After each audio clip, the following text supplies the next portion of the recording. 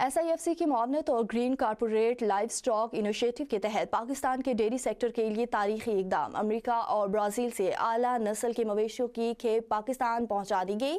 Green corporate life stock initiative جدید branding technology, جینیاتی بہتری اور مختلف تربیتی پروگراموں کے ذریعے ملک کی ترقی میں اپنا کردار ادا کر رہا ہے۔ دوسری جانب فون گرو نے لائف سٹاک میں جدید ٹیکنالوجی متعارف کرائی، جس سے پیداواری صلاحیت میں خاطر خواہ اضافہ ہوا۔ فیضل ارشد کے مطابق گرین پاکستان انیشیٹو پاکستان میں زرعی انقلاب کے لیے کوشاں ہے۔